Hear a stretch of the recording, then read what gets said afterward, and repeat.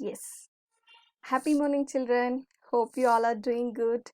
After the quite long time, we are again meeting each other with the classes. Okay. Hope you all did your periodic assessment well, and let us start with the classes again. Okay. Fine, children.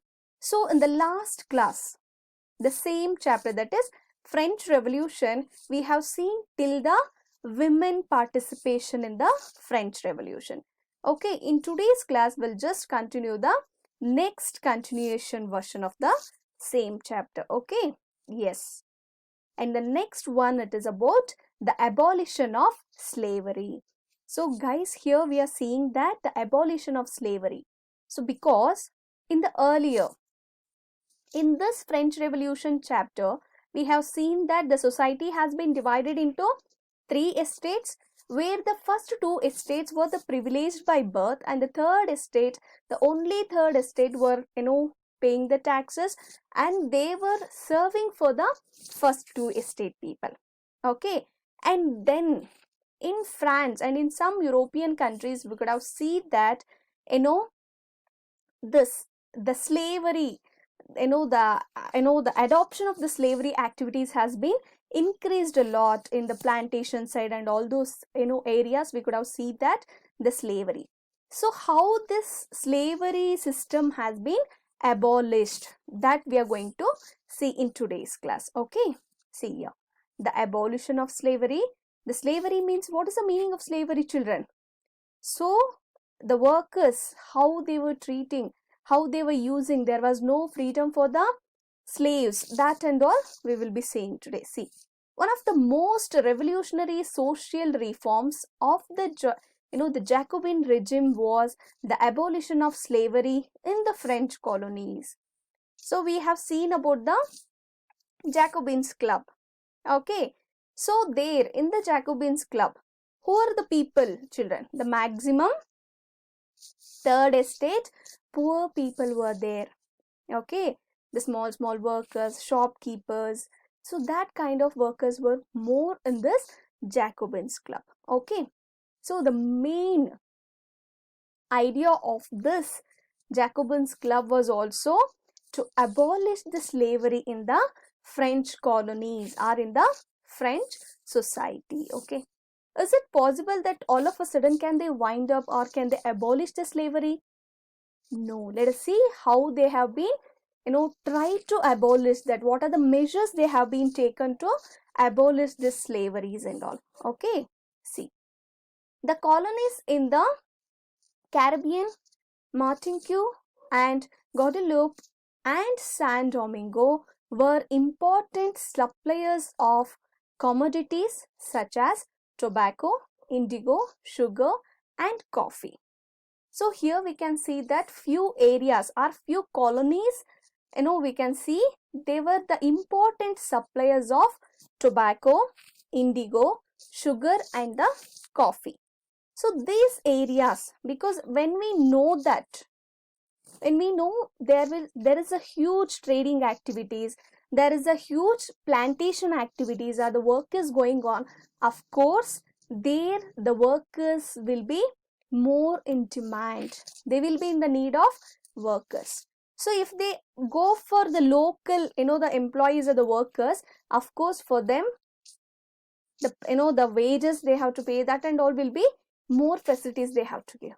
But what they were doing, they used to bring the slaves from the outside. Let us see how they were doing. See, but reluctance of Europeans to go and work in distant and unfamiliar lands meant a shortage of labor on the plantations.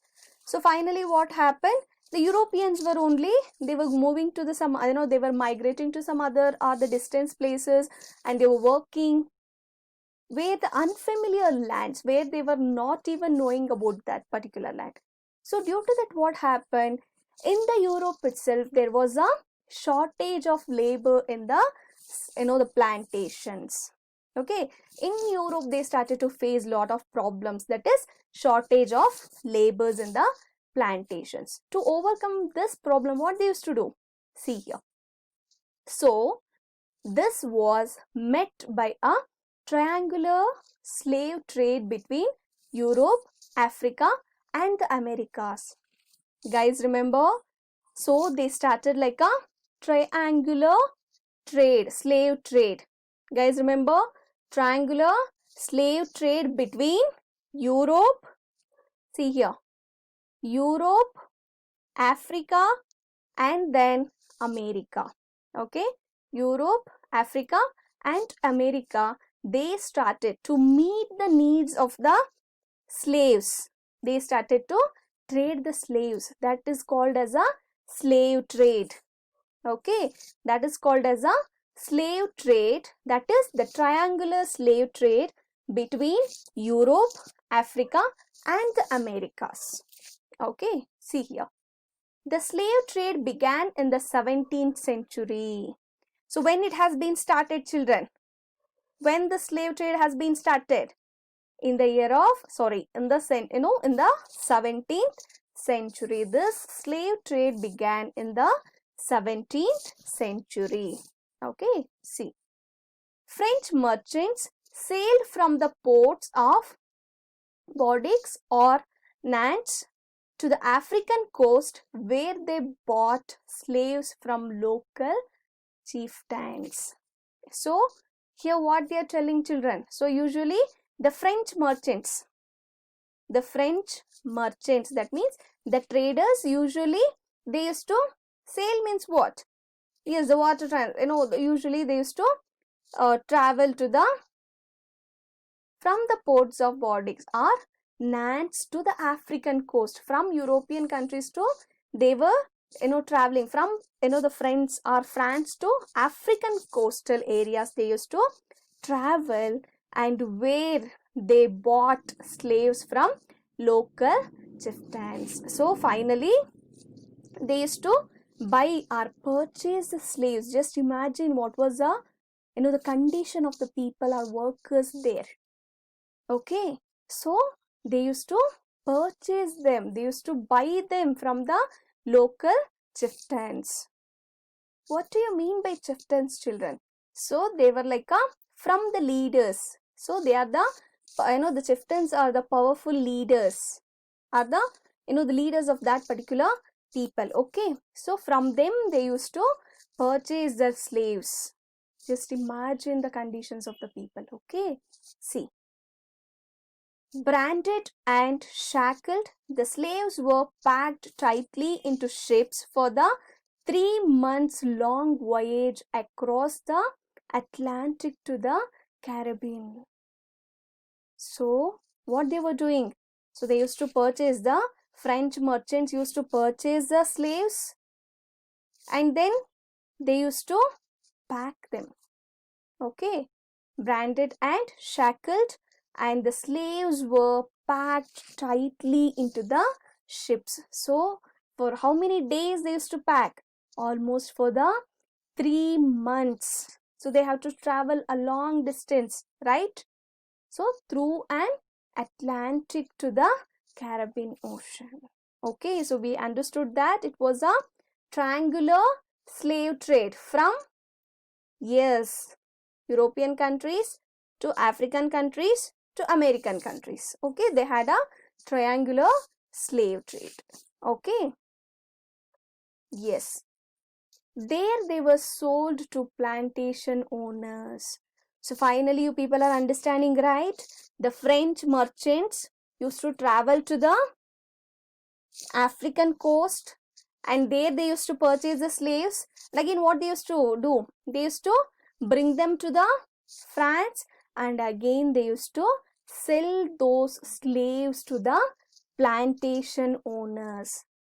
So that French merchants used to sell the the slaves to the plantation owners. So those plantation owners used to use them for the plantation work. See here. The exploitation of slave labor made it possible to meet the growing demand in European markets for sugar, coffee, and indigo. So as I told you people, they, that time they had a huge demand huge demand in the European markets for sugar, coffee and indigo. So to meet the needs, to meet the demands of the growing demand of a European market, the plantation owners used to exploit that slaves labor. Okay, they used to exploit the slave labor. Okay, so that used to make them to meet the growing demand of the European markets. Okay, so how they used to exploit children? There will be no break for them, no rest for them, the overtime duty, there will be no proper, the facilities for them, just to meet the needs of those people. Okay, hope you guys understood, right? So they had, this slave trade has been started in 17th century. So they had a triangular slave trade, Europe, the Africa and the America. Okay, so usually the French merchants used to travel or sail to the African coast, and they used to purchase the slaves from there, and once they bring back to the the European countries, what they used to do, again they used to sell those slaves to the plantation owners. So those plantation owners used to exploit those slaves to meet the needs of the European markets. What are the growing demand? European markets demand for the things that is sugar, coffee and indigo. Okay, yes, see here. The port cities like the Bordeaux and Nantes owned their economic prosperity to the flourishing slave trade. So what they are telling here, children? Port cities. What do you mean by port cities?